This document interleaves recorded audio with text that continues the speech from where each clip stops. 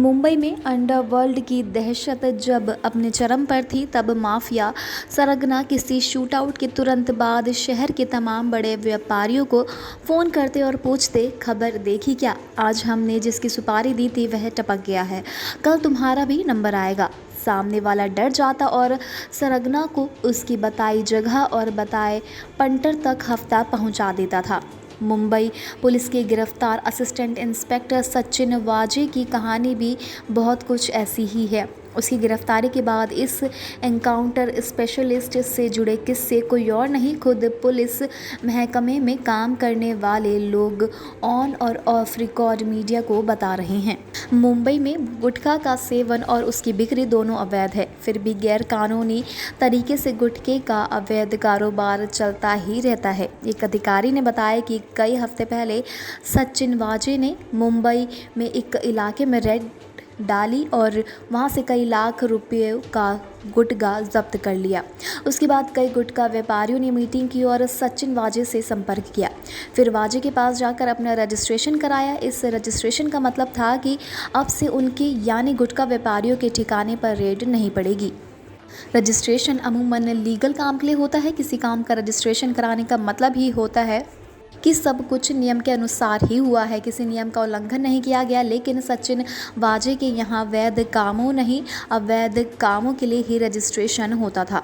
जब पूर्व police commissioner Parambir Singh ने महाराष्ट्र के गृह मंत्री अनिल देशमुख पर वाजे के जरिए हर महीने 100 करोड़ रुपए की उगाही का आरोप लगाया, तो उन्होंने मुंबई में होटल, बियर बार और रेस्टोरेंट की संख्या 1750 बताई थी।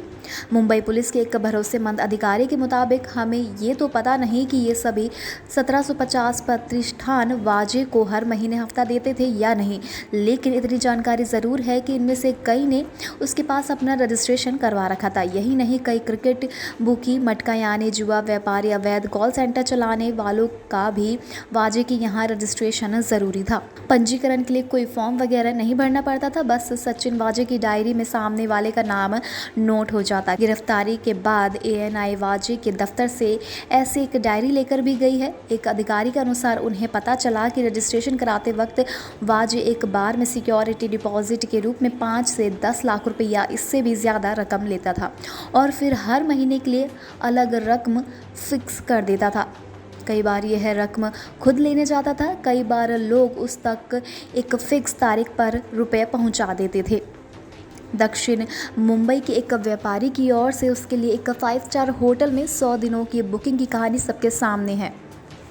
एएनआई ने उस व्यापारी का बयान भी लिया है, पर मुंबई पुलिस के ही एक अधिकारी ने बताया कि वाजे के पास रजिस्ट्रेशन कराने वाले तमाम व्यापारी उसके ही कहने पर दक्षिण पुलिस के एक और 5 सितारा होटल में 2 से 3 घंटे की मीटिंग के लिए जगह बुक कराते थे। वाजे मीटिंग के बहाने आधे घंटे वहां जाता, संबंधित व्यापारी या व्यापारियों से कलेक्शन लेता और फिर पुलिस मुख्यालय आ जाता। कई व्यापारी सीधे उसके ऑफिस जाकर भी हफ्ता देते थे। ऐसी ही रकम देने एक होटल व्यापारी 3 मार्च को वाजे के ऑफिस में गया था। उस व्यापारी का दावा है कि उसने हिरेन मनसुख को वाजे और कुछ अन्य अधिकारियों के साथ वहां देखा था। इसके अगले दिन 4 मार्च को रात में हिरेन को अगवा कर लिया गया और 5 मार्च को उसकी लाश मिली। महाराष्ट्र के पूर्व मुख्यमंत्री देवेंद्र फडणवीस ने 5 मार्च को जब विधानसभा में ये बात सबसे पहले कही कि सचिन वाजे लगातार हिरेन मनसुख के संपर्क में था, तब असिस्टेंट इंस्पेक्टर ने इसका खंडन किया। वाजे ने मीडिया से कहा था कि वह मनसुख को जानता ज़रूर था, लेकिन हाल के दिनों में उससे कभी नहीं मिला। बाद में पता चला कि वाजे ने हिरेन से अपनी हाल की मुलाकातों के सारे सबूत नष्ट करने की कोशिश की। कुछ सबूतों को मुंबई की मीठी नदी में फेंक दिया। कुछ ऐसे ही सबूत एएनआई ने नदी से वापस बरामद किए। इनमें उसका लैपटॉप, औरंगाबाद के एक क्लर्क विजय नाडे की नवंबर में चोरी हुई गाड़ी की नंबर प्लेट, वाजे की ठाणे की हाउसिंग सोसाइटी और मुंबई पुलिस मुख्यालय जहां वाजे का ऑफिस था, वहां के कुछ डीवीआर शामिल थे। एक पुलिस अफसर ने बताया कि मुंबई पुलिस मुख्यालय में सचिन वाजे का ऑफिस 4थी मंजिल पर था। 5वीं मंजिल पर पुलिस कंट्रोल रूम है। यहाँ से पूरे शहर में लगे सीसीटीवी कैमरे के जरिए नज़र रखी जाती है। पुलिस मुख्यालय में किसी भी मंजिल पर पहुंचकर अंदर जाने के लिए बाहर बैठे सिपाही को अपना आई कार्ड दिखाना पड़ता है।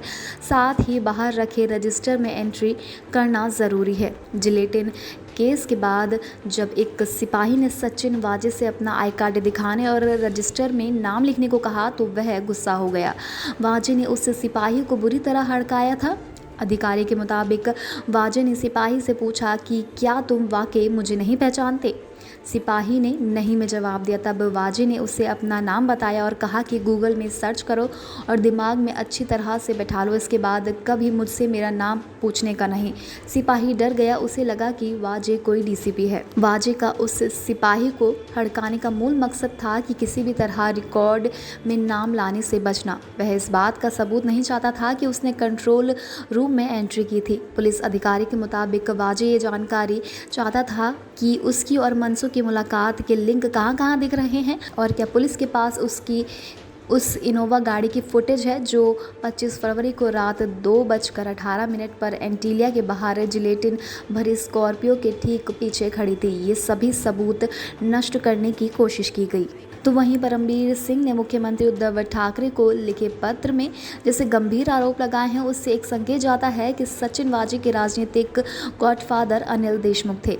लेकिन महाराष्ट्र पुलिस के एक एडिशनल डीजी और एक आईजी रैंक के अधिकारी का कहना है कि मुंबई पुलिस मुख्यालय में वाजे का कोई गॉडफादर ना हो, ऐसा हो ही नहीं सकता, वरना क्यों मुख्य आरोपी होते हुए भी उसे ही जांच सौंपी गई, सबूत मिटाने का मौका दिया गया। वह सारे एविडेंस वापस जमा कर एएनआई ने कई बड़े पुलिस अधिकारियों की फिलहाल नींद तो उड़ा ही दी है। Subscribe to our YouTube channel and press the bell icon to get the latest updates.